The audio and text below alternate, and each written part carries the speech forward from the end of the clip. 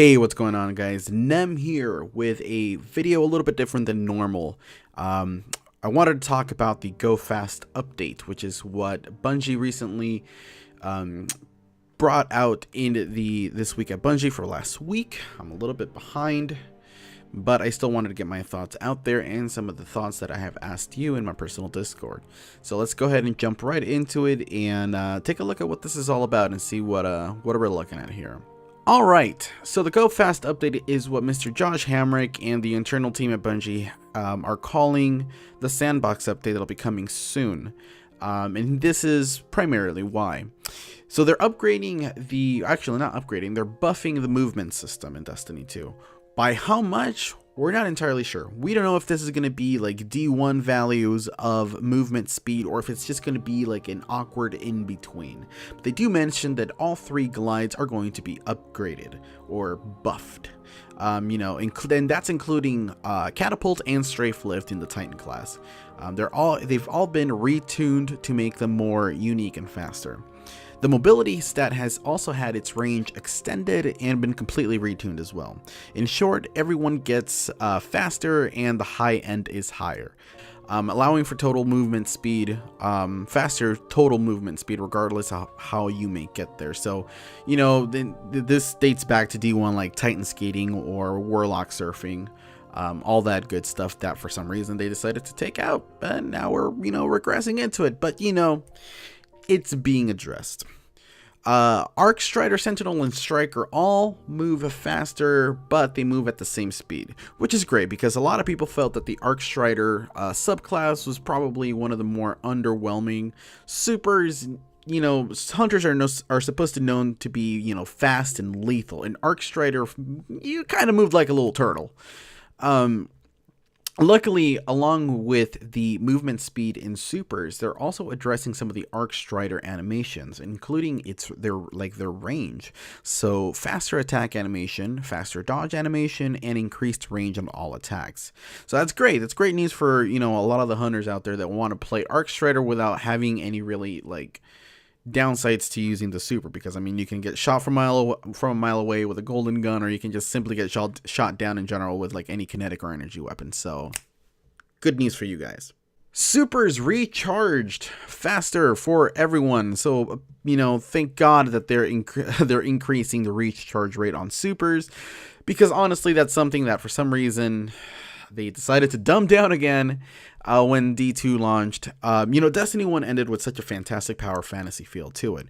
And when D2 released, it felt like a lot of that power fantasy was gone and we're being held back. Our movement was slower, our supers recharged slower, and our melees and grenades, they recharged slower for some reason.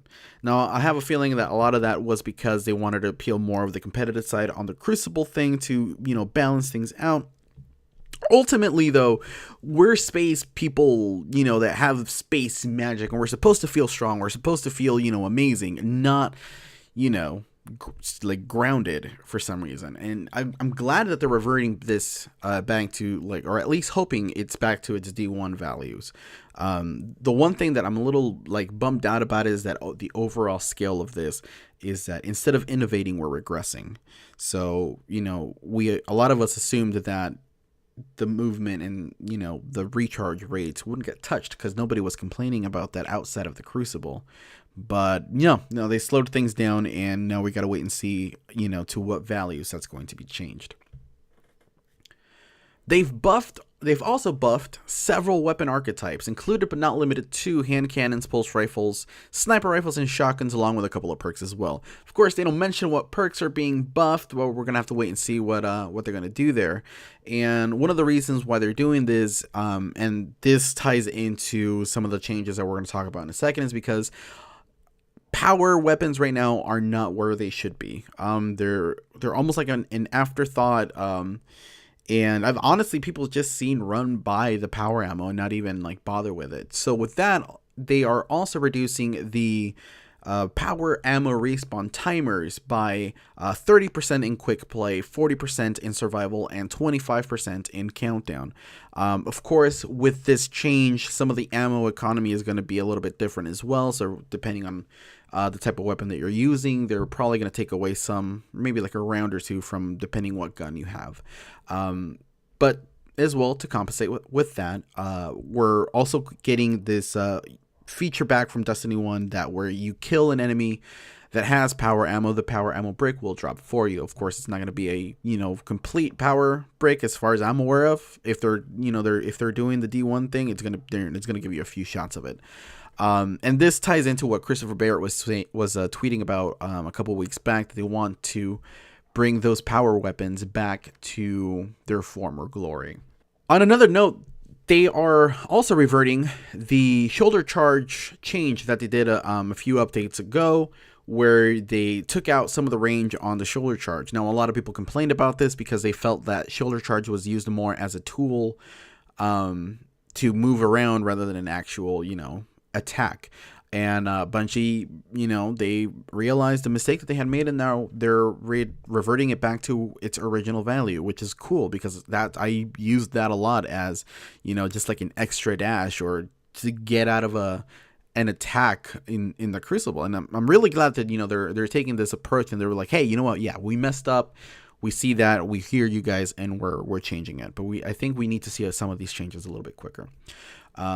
They follow up this decision by saying that we believe there are a number of gameplay atoms like this that perform or are used differently than we expected, but are thoroughly enjoyed nonetheless. In the future, we want to embrace the state of gameplay atoms like that and balance around it, not against it. Now, they go on to mention that sniper rifles right now are a little bit bugged. The flinch is too hard on them, and they know that. However, there's a bug that shipped with the game that is currently not letting the team get the value that they desire for sniper rifles. So that's going to be an ongoing change.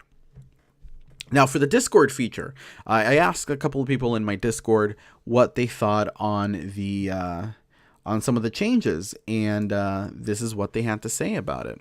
Now, Rox Gaming says, depends on what the numbers are behind the phrases. A lot of mentions of increasing this and that or in the other, but nothing concrete outside of the power ammo percentages and reversing the Titan movement nerfs. Do these changes increase the power fantasy on paper? Sure. Do I think they will do it enough? Nope. The mods 2.0 is where all the ability buffs will come. They are like raid mods, so it should be good. Only time will tell on whether they can turn around PvP, which is at an all-time low. And back when Rox posted this, the current number for Trials accounts was like 100,000, and I'm sure that number has dwindled since then. He goes on by saying, time to kill needs to be reduced. But speaking to my Trials shipper friend last night, at least they are hopeful that solo plays might be possible again. Side note, Prestige Eater of Worlds in May is the most bizarre piece of news ever, as surely Curse of Osiris content should be released alongside the timeline, not Expansion 2. But this serves as another example on Bungie still dropping the ball along the way. Pure firefighting mode, I get it, but it's their own doing. And yeah, I'm going to agree with you there, Rox. It's very strange that that they're deciding to push the Prestige Eater of Worlds back. I'm not entirely sure if they're going to be adding a whole new slew of weapons to it. Hoping that they will, considering it's not technically a new raid. It's just another section of the Leviathan raid. But we're going to have to wait and see what they're going to do there. But I'm really hoping that the mods 2.0 will bring back a lot of that power fantasy back. And you're completely right on if it's going to be enough. And frankly, I'm a little scared at this point that it might not be as much as we want it to be. Now, moving on, another person here on my Discord by the name of Strange Love, good pal, good supporter, good friend.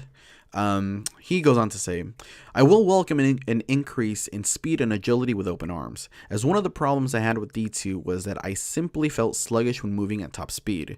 The gameplay was just too slow for messing around in the Crucible. Quick play should have an emphasis on the quick aspect, if you know what I mean. Competitive play should be slow to a certain extent, but from a cautious standpoint. I enjoy the pace of D1 PvP, so D2 PvP just feels a bit off. The ability to feel more agile and powerful opens up a plethora of new playing styles and feelings for me to experience within Destiny 2 PvP. D1 provided a diverse set of ways to play matches and have fun. D2 has typically been limited to boresome 1v1s and frustrating team shots. I have nothing but praise for a boost to speed and pacing.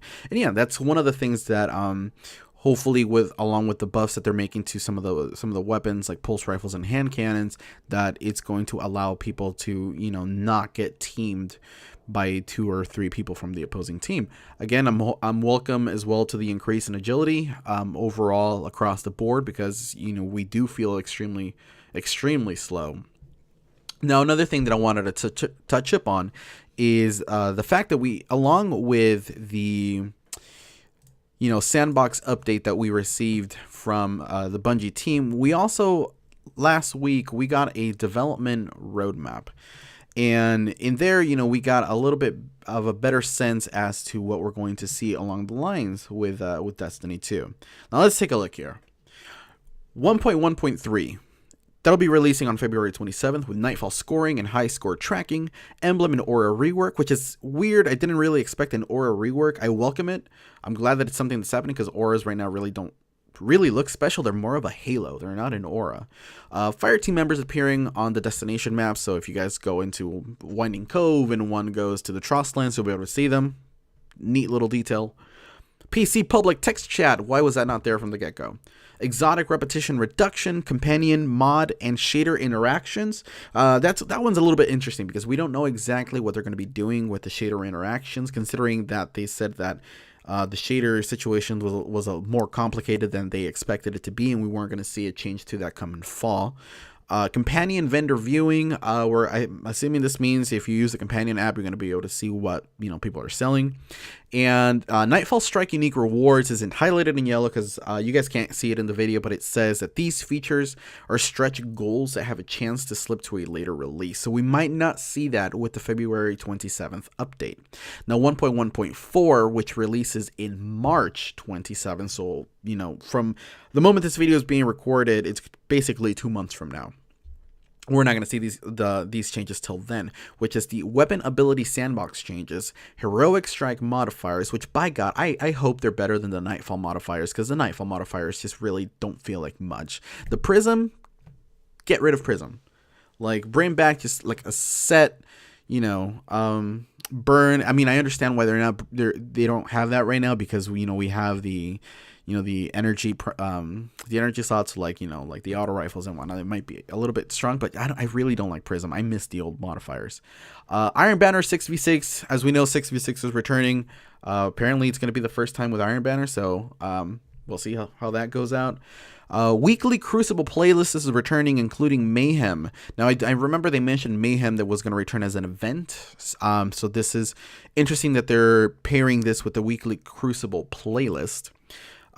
Crucible ammo and gameplay tuning, Nightfall challenge cards, Crucible quitter penalties, repeat Crucible map and strike protection. For the repeat Crucible maps, was it just me, or was this last Iron Banner filled with map repetitions? Like, I got 2 maps in 4 matches back to back.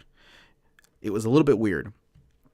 And as their stretch goal, which might not make it into the 1.1.4 update, is exotic weapon and armor sandbox changes. Hoping we see those, because exotics right now feel a little poo-poo. I'm really hoping to see them, you know, feel truly exotic, because right now they really don't feel like it. Now, all the way past in Season 3, which will be in May, that's update 1.2.0. Eater of Worlds Prestige mode, as Rox mentioned above. Seasonal Crucible rankings, private matches, vault space increase, which I believe they mentioned it was plus 50. Multi-emote wheel, which was talked about back when Eververse first came out and the new emotes came out. Exotic masterwork, seasonal vendor progressions, faction rally improvements, and mod system improvements. So realistically, it's going to be 2 months before we see any really big changes to the sandbox in Destiny 2. I feel like with the February 27th and the March 27th update, those are like super far apart. They're a month apart, and I really wish this would be something that we would see together come like soon, because this is a lot of time without content, especially since the DLC is not dropping until May, which is Season 3. And I feel like we're seeing a repeat again with the content drought. At least that's what it feels like, because I mean, Destiny 1 shipped with not much to play on to begin with. Like, there's decent content there, there's just not enough end game and rewards for it. But yeah, so I'm excited for what I see on the development roadmap. I just wish we had it a little bit sooner. I understand that people are hard at work and getting these updates out as fast as possible. You know, and in the past we have seen, you know, longer droughts of, you know, stalemates in Destiny. You know, in Destiny 1 particularly, we had like a period, it was like a 6-month period where there was like no updates and, you know, no word on when new content was dropping. So it is an improvement. It does suck that we still have to wait basically 2 months until we see any real changes to the sandbox as a whole, but I'm excited for it. But that's going to be all for me for today, Guardians. Thank you so much for hanging out. If you guys are still watching this video, I know some of you, or a lot of you actually, are not playing Destiny anymore. But if you are intending to come back in the future, and if you guys haven't been really keeping up with like a lot of the Destiny news, let me know what you guys think in the comment section below. And if you guys want to be a part of the conversation for the next video, that I do another Discord feature, feel free to join the Discord, which will also be provided in the description box below. Thank you guys so much for watching. Rocks and Strangelove, thank you for chiming in on Discord so we can talk about, you know, what you guys think, because, you know, we are a community, and I love to know what you guys think about when it comes to Destiny and the current state of it. But that's gonna be it, guys. Thank you so much for watching, and I'll see you guys on the next one.